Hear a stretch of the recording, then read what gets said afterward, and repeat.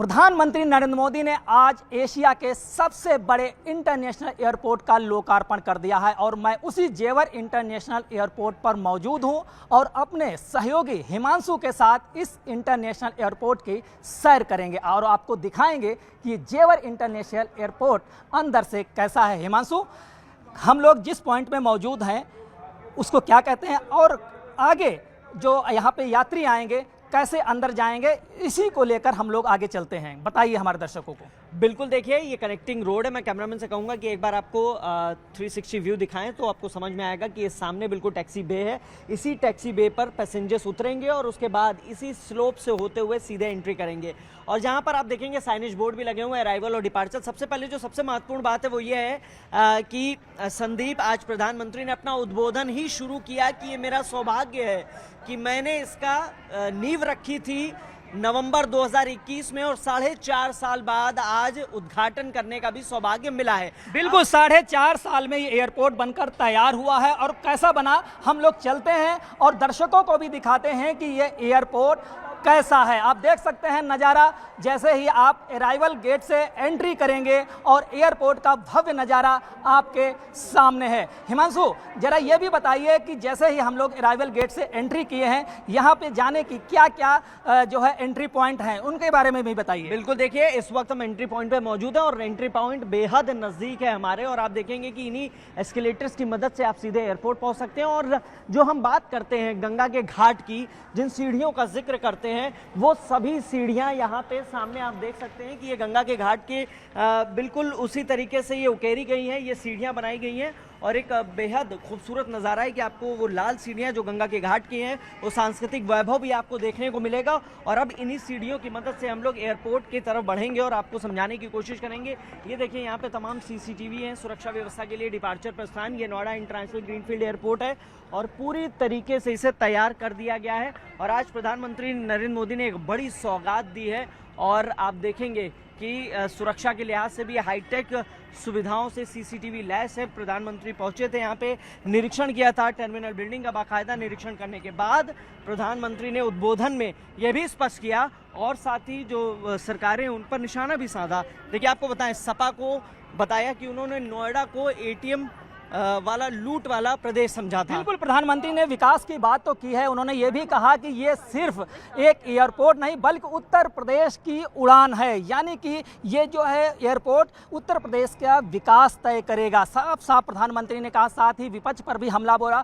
लेकिन पहले हम चलते हैं इंटरनेशनल एयरपोर्ट की खूबियों को लेकर। ये स्क्रीन लगाई गई हैं बड़ी बड़ी यहाँ पे। हिमांशु, इनका यहाँ पे क्या उपयोगिता, जरा ये भी बताएं और कहाँ से यहाँ से पैसेंजर एंट्री करेंगे। बिल्कुल, देखिए यहाँ पे प्रधानमंत्री नरेंद्र मोदी को प्रेजेंटेशन दिया गया था और सामने बिल्कुल आप देख रहे हैं। मैं कैमरामैन से कहूँगा ये एस्केलेटर्स आपको दिखाएं। इन्हीं एस्केलेटर्स की मदद से आप सीधे ऊपर डोमेस्टिक एयरपोर्ट की तरफ बढ़ेंगे और यहाँ पर बढ़ने के बाद डोमेस्टिक एयरपोर्ट में अंदर विजिट करेंगे, सिक्योरिटी चेक इन कराएंगे, जहाँ पे सेल्फ बैगेज सिस्टम है, जहाँ पर सेल्फ चेक इन सिस्टम है। ये सभी चीज़ें इंस्टॉल कर दी गई और अब 45 दिनों में आपको बता दें कि 45 डेज़ में यहाँ पर जो कॉमर्शियल फ्लाइट है उसका संचालन शुरू हो जाएगा। संदीप जी, बिल्कुल, जैसे आपकी बता रहे हैं 45 डेज़ के अंदर यहाँ से कमर्शियल फ्लाइट शुरू हो जाएंगे। हिमांशु, लेकिन किन किन शहरों को शुरुआती चरण में यहाँ से जो फ्लाइट सेवाएं हैं वो मिलेंगी, इसके बाद का अगला चरण क्या होगा?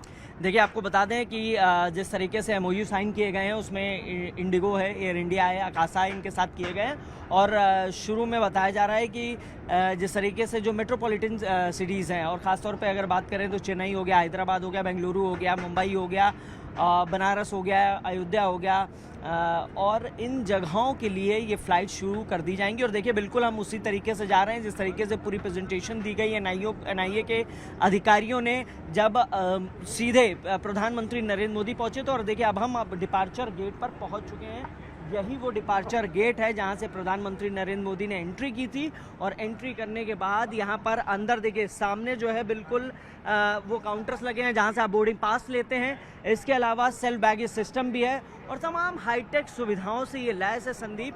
फिलहाल तमाम तैयारियां कर ली गई हैं और देखिए सुरक्षा के लिहाज से भी अगर बात करें तो सीआईएसएफ को हैंडओवर कर दी गई है और यहाँ पे सबसे पहली जो आपको बिल्कुल हिमांशु, हम लोग आगे चलते हैं। जो यहाँ पे इलेक्ट्रॉनिक डिवाइस लगाई गई हैं, सिक्योरिटी के इंतजाम किए गए हैं, कैसे यहाँ से बोर्डिंग पास लेके पैसेंजर अंदर जा सके, उन सभी चीज़ों को हम लोग चरणवार जानते हैं। आप देख सकते हैं यहीं से एंट्री करेंगे एयरपोर्ट की ओर। सभी पैसेंजर अपने जो भी दस्तावेज होंगे, चेकिंग होंगे, यहीं पे वो अपने दिखाएंगे। इसके साथ ही फेस रिकग्निशन आपने बताया था, कहाँ पे है वो टेक्नोलॉजी? देखिए आपको बता दें, देखिए ये सबसे पहले मशीन है जो डिटेक्शन मशीन है, आपके लगेज को डिटेक्ट करेगी और उसके बाद यहाँ से आप लगेज लेकर सीधे अंदर की ओर जाएंगे। लिहाजा अब हम एयरपोर्ट के प्रेमाइसेस में यानी एयरपोर्ट परिसर में अंदर प्रवेश कर चुके हैं और आपको बता दें कि देखिए सबसे पहले ये सेल्फ चेक इन मशीन्स हैं। मैं कैमरामैन से कहूँगा कि आपको दिखाएं, ये सेल्फ चेक इन मशीनें हैं। ये सेल्फ चेक इन मशीनों से आप बोर्डिंग पास लेंगे। यहीं पे फेस रिकग्निशन है और यहाँ पर तमाम रिकग्निशन के बाद हिमांशु जरा आपसे ब्रेक लेंगे क्योंकि ये बहुत ही महत्वपूर्ण चरण है। इसका हम चाहेंगे कि आप उस इंस्टॉलेशन जो मशीन इंस्टॉल की गई वहाँ पे जाएं और फिर दर्शकों को बताएं कि उनको यहाँ पे क्या क्या प्रक्रियाएं पूरी करनी पड़ेगी। हिमांशु जानना चाहते हैं कौन सी मशीनें लगी हैं और इसकी क्या उपयोगिता है जब पैसेंजर यहाँ पे पहुँचेंगे? बिल्कुल, देखिए आपको बता दें कि ये देखिए सबसे पहले लिखा है प्लीज़ सेलेक्ट एयरलाइंस, यानी आपने इंडिगो सेलेक्ट कर ली। वेट अ मोमेंट, अब यहाँ से आपका बोर्डिंग पास के लिए आपसे पीएनआर मांगेगा, 6 डिजिट पीएनआर रेफरेंस।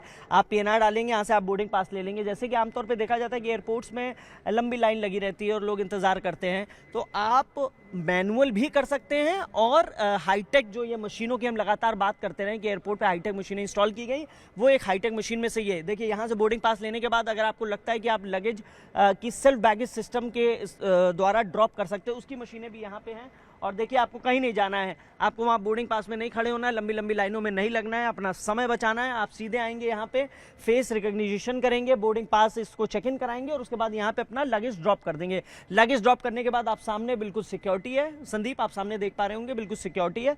सिक्योरिटी करने के बाद आप सीधे अपना एरोब्रिज से अपने डेस्टिनेशन। बिल्कुल हिमांशु, आगे चलते हैं कि बेहद हाईटेक सुविधाओं से जेवर इंटरनेशनल एयरपोर्ट लैस किया गया। आप देख रहे हैं लगेज के लिए, बैगेज के लिए किस तरीके से यहाँ पे आधुनिक मशीनें लगाई गई हैं कि आपका बैगेज और जो भी लगेज है वो बहुत ही सुरक्षित तरीके से आपके जो फ्लाइट्स होगी वहाँ तक पहुँच जाएगी और जैसे जहाँ पे आप ड्रॉप होंगे वहाँ पे आपको कलेक्ट भी हो जाएगा। हिमांशु जी जरा इसके बारे में बताइए, कितनी मशीनें लगाई? कई मशीनें लगी हैं, लगता है कि जो पैसेंजर की जो क्षमता होगी आने वाले समय में ज़्यादा, उसी को देख के यहाँ पे ज़्यादा मशीनें इंस्टॉल की गई हैं। बिल्कुल, देखिए संदीप, शुरू में चूंकि 12 मिलियन यानी 1 करोड़ 20 लाख प्रतिवर्ष यात्रियों की कैपेसिटी रहेगी और उसी को ध्यान में रखते हुए ये मशीन्स लगाई हैं। और आप देखिए कि ये जो मशीनें हैं, ये 10 मशीनें इंस्टॉल की गई और देखिए सबसे अहम क्या है कि ये मशीनें 1 घंटे में करीब 60 से 70 यात्रियों के सेल्फ बैगेज ड्रॉप करा देंगी। यानी जो आपको लाइन में लगना है, जो आपको समय आपका वेस्ट होता है, जिनको जल्दी होती है, वो खुद आएँ। हाईटेक सुविधाएं लगी हुई हैं, इस्तेमाल करें डिजिटल, क्योंकि लगातार प्रधानमंत्री नरेंद्र मोदी डिजिटल इंडिया को प्रमोट करते रहे और इसी तरीके से हाईटेक डिजिटल मशीनें लगी हैं। डोमेस्टिक का गेट है, इन्हीं गेट से आप एंट्री करेंगे, उसके बाद सामने सिक्योरिटी से चेक इन करने के बाद आप सीधे एरोब्रिज होते हुए अपने हवाई जहाज पे बैठे और हवाई यात्रा करें। बिल्कुल हिमांशु, जैसा देखने में लग रहा है कि पूरा पेपरलेस वर्क है यहाँ पे। जिस तरीके से काउंटर बनाए गए, आधुनिक काउंटर हैं, सभी हाईटेक मशीनें लगाई गई हैं, यानी कि और चप्पा चप्पा पे सुरक्षा व्यवस्था भी है, सीसीटीवी भी लगे हैं, यानी कि पूरी तरीके से जेवर एयरपोर्ट का फर्स्ट फेज का टर्मिनल बनकर तैयार हो गया है। और ये भी जानकारी दीजिए कि आने वाले समय में इस जो एयरपोर्ट का है किस तरीके से विस्तार होने वाला है। बिल्कुल, देखिए आपको बता दें ये पहले सब फेज़ है और पहले सब फेज़ की अगर बात करें तो 1334 हेक्टेयर की ज़मीन का अधिग्रहण हुआ और उसके बाद 1364 हेक्टेयर की ज़मीन का अधिग्रहण हुआ। आज प्रधानमंत्री नरेंद्र मोदी ने बताया भी कि किस तरीके से करीब 14,000 से 15,000 हेक्टेयर ज़मीन का अधिग्रहण किसानों ने अपनी ज़मीन दी है। लिहाजा एक बड़ा प्रोजेक्ट है और आपको बता दें ये एशिया का सबसे बड़ा इंटरनेशनल ग्रीनफील्ड एयरपोर्ट है। 2040 तक बनकर तैयार होगा और जब ये 2040 तक बनकर तैयार होगा तो संदीप इसकी जो कैपेसिटी है वो 12 मिलियन से बढ़ के 70 मिलियन यानी 7 करोड़ यात्री प्रतिवर्ष की हो जाएगी और एक बड़ा इंटरनेशनल एयरपोर्ट बनकर ये तैयार हो जाएगा। और देखिए सुरक्षा के लिहाज से अगर आप देखेंगे तो इस तरीके से हाईटेक सीसीटीवी भी कैमरे इंस्टॉल्ड हैं ये और ये जगह जगह पर इंस्टॉल्ड है, इनकी मॉनिटरिंग भी की जा रही है। और जो फेस रिकग्निशन मशीन की बात कर रहे हैं वो भी देखिए इस तरीके से यहाँ डोमेस्टिक गेट के नीचे लगी हुई है, जो अंतर्राज्यीय द्वार बना हुआ है, तो एक पूरी तरीके से बेहद खूबसूरती से डिजाइन बिल्कुल किया है। जरा हम अपने वीडियो जर्नलिस्ट से सोनू से कहेंगे, ये डोमेस्टिक गेट्स है जहाँ पर फेस रिकग्नाइजेशन मशीन लगाई गई, उसके बारे में दिखाइए दर्शकों को, और हिमांशु जी बताएंगे कि इस मशीनों की खासियत क्या है।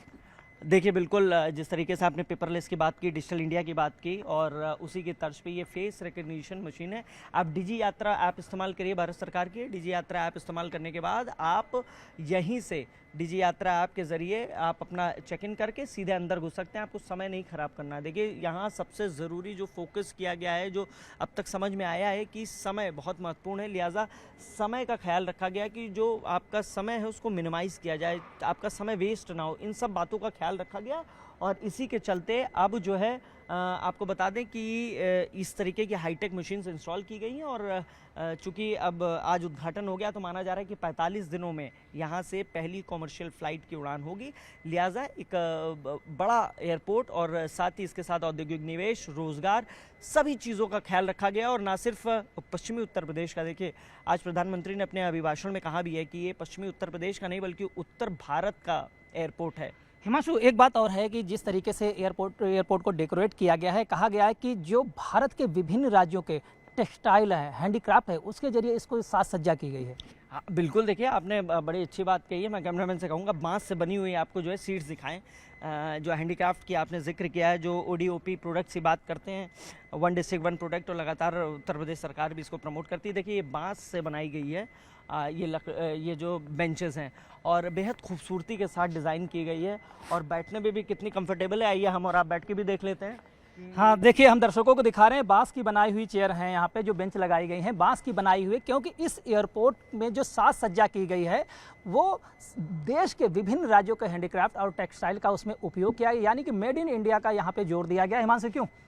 बिल्कुल, देखिए और बहुत कंफर्टेबल भी हैं ये, बैठकर जो है फिनिशिंग बहुत अच्छी है, बैठने में जो है बहुत कंफर्टेबल है। मानिए ऐसा लग रहा है कि जैसे मेरे और आपके लिए डिज़ाइन की गई है। और फिलहाल जो है इस तरीके की और भी चीज़ें हैं। एक बेल रूम है जो मन की शांति के लिए बनाया गया है, डिज़ाइन किया गया है। जिनको शांति चाहिए वो वहाँ बैठ जाए, मेडिटेशन के लिए बनाया गया है। इस तरीके के बहुत रूम्स, बेबी रूम बनाए गए हैं जो फीमेल्स हैं, अगर फीडिंग कराना चाहे, इस तरीके की तमाम सुविधाएं भी की गई हैं जो कि आमतौर पे देखने को मिलती है। लेकिन ये देखिए, ये नायाब चीज़ है जिस पर हम और आप अभी बैठे हुए हैं। एयरपोर्ट 45 दिनों बाद कमर्शियल फ्लाइट संचालन शुरू हो जाएगा, तब यात्री बैठेंगे, अभी हम और आप लुत्फ ले रहे हैं इसका। प्रधानमंत्री ने ये भी बात जिक्र की है इस एयरपोर्ट के महत्व के बारे में बताते हुए, कहा हर 1 मिनट में 2 फ्लाइटें यहाँ से उड़ेंगी, और 2 मिनट में क्या है बताया था, जरा उसके बारे में बताइए कि क्या क्षमता है इसकी लैंडिंग और टेक ऑफ की।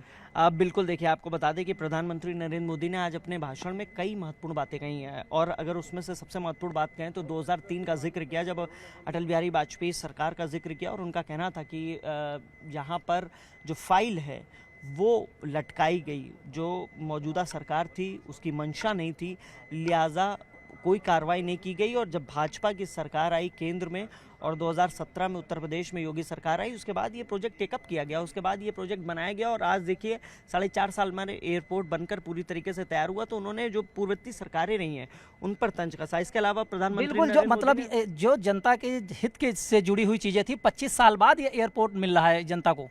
बिल्कुल, देखिए ये कहना बिल्कुल गलत नहीं होगा कि 2003 की फाइल तब से अटकी रही। इस तरीके से प्रधानमंत्री नरेंद्र मोदी ने गंभीर आरोप लगाए। साथ ही देखिए उन्होंने किसानों का धन्यवाद किया। संदीप, किसानों के लिए तालियां बजवाई हैं, जो आम जनता है कि किसानों ने ज़मीन दी, जिसके बाद इस तरीके का एयरपोर्ट बनकर तैयार हुआ है। साथ ही आपको बता दें कि उन्होंने कहा कि 2014 से पहले देश में 74 एयरपोर्ट थे और अब 160 से अधिक एयरपोर्ट हैं।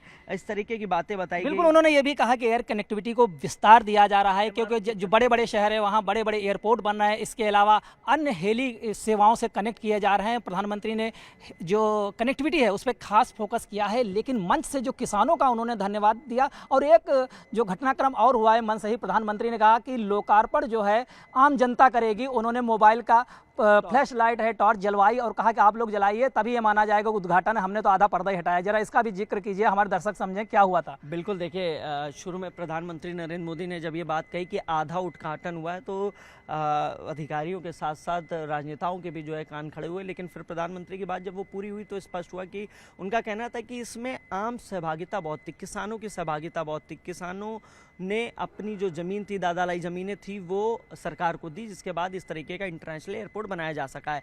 साथ ही देखिए उन्होंने आज टर्मिनल का भी उद्घाटन किया, जिस टर्मिनल में हम मौजूद हैं। इसके अलावा कार्गो का भी उद्घाटन किया। और साथ ही एक चीज़ और बताना चाहेंगे, प्रधानमंत्री नरेंद्र मोदी ने MRO जो 40 एकड़ में बनना है, MRO यानी मेंटेनेंस, रिपेयर और ओवरऑलिंग, अभी तक जहाज़ों के 80% देश के जो जहाज हैं संदीप, हिमांशु चलते भी रहते हैं और बात भी करते रहते हैं। हाँ, तो जिस तरीके से देश में 80% जहाज़ हैं, उनकी मेंटेनेंस, उनकी रिपेयर, उनकी ओवरहॉलिंग, उनकी सर्विसिंग अभी भी देश के बाहर होती थी, लेकिन अब 40 एकड़ में पहली बार यहाँ पर MRO सेंटर बनाया जा रहा है। और आज प्रधानमंत्री नरेंद्र मोदी ने उसकी भी नींव रख दी है। तो जाहिर तौर पे 2 उद्घाटन और 1 नींव रख दी है।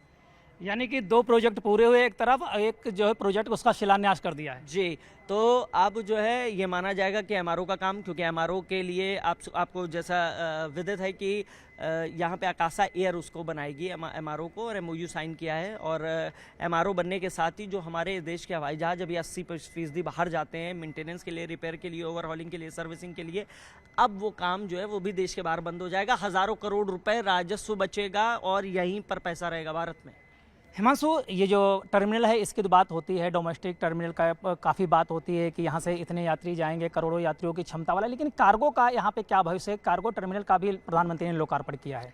बिल्कुल, देखिए संदीप, सबसे महत्वपूर्ण है कार्गो, क्योंकि कार्गो ही आपको बता दें कि जो आर्थिक रूप से मजबूती देगा, चाहे वो प्रदेश सरकार की बात हो, 1 ट्रिलियन इकोनॉमी की बात हो, या केंद्र सरकार की बात हो, 5 ट्रिलियन इकोनॉमी की बात हो, कार्गो ही उसको फलीभूत करेगा। और फलीभूत कैसे करेगा? क्योंकि यहाँ पे बड़े बड़े इंडस्ट्रीज़ हैं, रॉ मटेरियल्स के हब हैं, और जिस तरीके से नए नए पार्क आ रहे हैं, MSME पार्क आ रहा, पैरेल पार्क आ रहा, क्लस्टर पार्क आ रहा है, इसके अलावा फूड प्रोसेसिंग पार्क है, टॉय सिटी पार्क है, और जापान सिटी बसाई जा रही है। इस तरीके की जो सिटीज़ बसाई जा रही है, उनसे उद्योग, निवेश, इंफ्रास्ट्रक्चर सब डेवलप हो रहा है, रोज़गार भी आएगा। और जब वो डेवलप हो जाएगा तो इसी कार्गो का इस्तेमाल होगा, और इसी कार्गो के ज़रिए अब किसी भी कोने में वो सामान पहुंचाया जा सकेगा। इसका जिक्र प्रधानमंत्री ने भी किया है।